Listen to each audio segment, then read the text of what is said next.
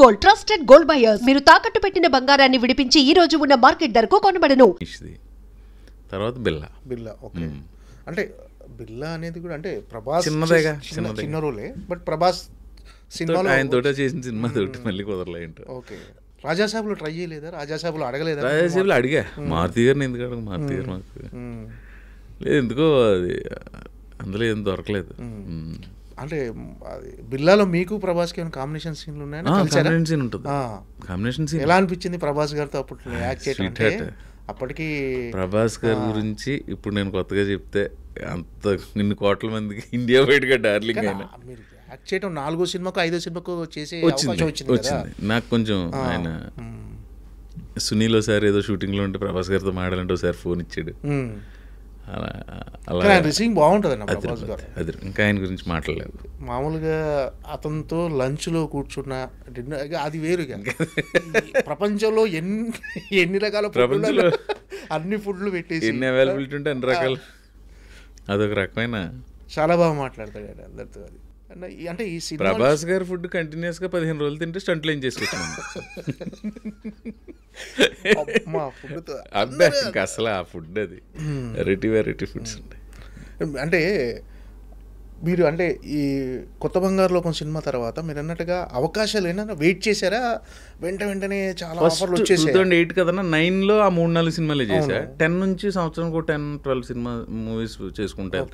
అంటే ఆఫర్లు బిజీ అయిపోయారా కొత్త బంగారులో? కొంత నాకు ఇక్కడ అవగాహన లేకపోవడం, నేను తిరిగేది అది, నేను కొంచెం అంటే మీరు కొంచెం మొహమాటస్తులు అనుకుంటానా అసలు ఎవరిని అంటే ఆ కమ్యూనికేషన్ అంటే వెళ్ళి నీ తోటి భవిష్యత్తులో అవసరం వస్తుందని నేను ఫ్రెండ్షిప్ చేయను. అది నువ్వు మామూలుగానే ఫ్రెండ్, నీ తోటి అవసరం వస్తే అడుగుతా. నీకు అవసరం వచ్చినప్పుడు నేను వచ్చి అక్కడ చేసి పెడతాను.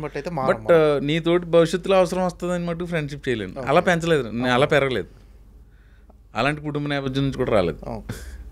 అంటే మీరు అంటే మీ కెరీర్కి టర్నింగ్ పాయింట్ అని సినిమా ఏదనుకుంటున్నారా? ప్రేమ కథా చిత్రం అనుకోవాలా? ప్రేమ కథా చిత్రం అంటే అప్పటి వరకు చేసిన సినిమాల్లో ప్రవీణ్ ఉన్నాడు, ప్రవీణ్ చేశాడు అని తెలిసిపోయింది, కానీ ఒక మార్క్ అంటే ఫుల్గా మీకంటూ కెరీర్కి టర్నింగ్ పాయింట్ కలిసి ప్రేమ కథా చిత్రం. ఏంటి సార్ ప్రేమ కథా చిత్రంలో అవకాశం ఎలా వచ్చింది అసలు? ఒక రోజు ఫోన్ చేశారన్న మారుతి గారి దగ్గర నుంచి ఫోన్ వచ్చింది, తమ్ముడు ఇలా అనుకుంటున్నాం ఒక సినిమా, ఒక కథ, ఇలాగా నువ్వు సుధీర్ బాబు, నందిత అనే అమ్మాయి, ఇంకో క్యారెక్టర్ ఉంటుంది, అది ఇంకా డిసైడ్ అవ్వలేదా? సరే సార్ అన్న. ఫోటో సెషన్ అది 4వ క్యారెక్టర్ లేకుండా మేము ముగ్గురం చేసి, నేను హీరో అమ్మాయి, అదంతా అయిన తర్వాత సినిమా స్టార్ట్ చేసి ఒక క్యారెక్టర్ కావాలి. ఆ క్యారెక్టర్ మన ఏలూరు సీన్ చేయాలి. ఓకే, ఏలూరు సీన్ చేయాలి. సప్తగిరి క్యారెక్టర్ కొంత ఆయనకున్న బిజీ, ఆయన పిఆర్ఓగా బిజీగా ఉంటుందని తను చేయలేకపోయాడు. సప్తగిరి ఎంటర్ అయ్యాడు. ఇంకా అది ఒక మొయినాబాద్లో అన్న ఒక ఫామ్ హౌస్ అన్న.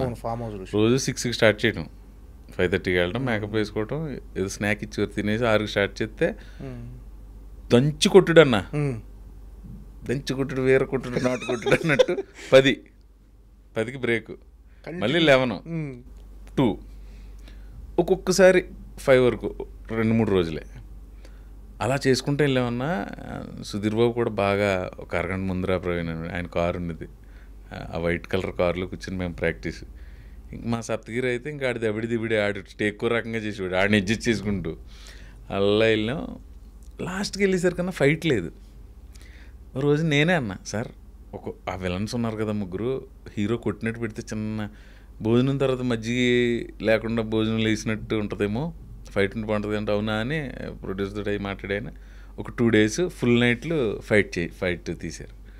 ఫస్ట్లో మధ్యలో కొన్ని మారుతి గారు కదా, మార్పులు చేసుకుంటే రైటింగ్ కూడా ఇంప్రూవ్ అవుతుంది, మమ్మల్ని ఏదైనా చేసుకోమని. అలాగా అది ఎందుకో వెరీ ఫస్ట్ డే నుంచి ఒక్కరోజు కూడా దాని మీద నెగిటివ్ థాట్ కానీ ఏదో కష్టపడిన ఫీలింగ్ అని లేదన్న. యాక్చువల్లీ ఎక్కువ కష్టపడి చేసాం, చాలా తక్కువ రోజులు అన్న సినిమా అది. ఆయన ఒక గంట మిగిలిందంటే ఏదో తీసి దాన్ని ఒక సాంగ్ చేసాడు ఆయన. ఎప్పుడైనా టైం మిగులుతుంది కదా, మీరు అలా వెళ్ళండి, ఆ తోటలో నడుచుకుంటారండి, మీ ఇద్దరు చేయండి ఏదో చెప్పేసి ఆడుతూ అయిపోయింది సినిమా అంతా. ఒక సాంగ్ చేసాడు అన్న దాన్ని ఆయన. మాంటేజ్లు ఇచ్చేసి ఒక ట్యూన్ చేయించేసి సాంగ్ చేయించాడు, నీతో ఈ లోకం అని ఉంటుంది సాంగ్. ఆ సాంగ్ వాళ్ళు ఎప్పుడు తీసారో మాకు తెలియదు, అసలు మీరు యాక్ట్ చేసినట్టుగా మీకు తెలియదు అది ఎందుకు చేయించారో, ఏదో సీన్ అనుకునేవాళ్ళు. అంత మ్యాజిక్, ఇంక రిజల్ట్ కూడా దానికి తగ్గట్టుగా వచ్చింది. అదే యూటర్న్ ప్రేమ కథా చిత్రం. ఏంటంటే అంటే ఈ సినిమా రిజల్ట్ తర్వాత అంటే మీ కెరీర్లో వచ్చిన చేంజెస్ ఏంటి? అవకాశాలు పెరుగుతాయన్న, కొంచెం మోర్ బిజీ అవుతాం, కొంచెం రేటు పెరుగుతుంది. అవకాశాలతో పాటు పారితోషికం ఆటోమేటిక్గా పెరిగిపోతాయి. ఇక్కడ ఎవరో అన్నా టెక్నీషియన్ అవ్వచ్చు, ఆర్టిస్ట్ అవ్వచ్చు, మనం సినిమా యాక్టర్ అయ్యి ఒక 100 కోట్లు అలా ఎవడో రాడన్నా. ఫస్ట్ అతని కాన్సన్ట్రేషన్ అంతా ఒక అవకాశం మీద ఉంటుంది. ఆ సక్సెస్ అయ్యి అవకాశాలు తామరతంపరంగా రావటం మొదలు పెడితే డబ్బు ఆటోమేటిక్ వస్తుంది. ఒక్కసారి సక్సెస్ కళ్ళలోకి ఎంటర్ అయ్యే వాళ్ళు ఎవరైనా సార్, టెక్నీషియన్స్ అవచ్చు, ఆర్టిస్టులు అవ్వచ్చు, ఆ డబ్బు టార్గెట్గా పెట్టుకుని ఎవరు రారు నాకు తెలిసి. అలాగే ఫస్ట్ అవకాశం ఎంత ఇదన్నా. నాకు ఇప్పుడు కొత్త బంగారులో సూపర్ హిట్ అయింది, ఒకవేళ అది ఆడి ఉండకపోతే ఏంటి నా పరిస్థితి? అవకాశాలు వచ్చేవో రాకపోయేవో ఎవరో తెలుసు. అది లేకపోతే ఇంకో అవకాశం వచ్చేది ఏమో అది తెలీదు ఇంకా మనకి ఎలా డెస్టినీ. అలా అంటే మరి ఎంతో ఇష్టపడి చేసిన సినిమాలు కొన్ని దెబ్బేసినవి ఉన్నాయి. నేను అలాగా నా కెరీర్లో ఎక్కువ ఇప్పటికీ స్టిల్ బాధపడే సినిమా రౌడీ ఫెలో.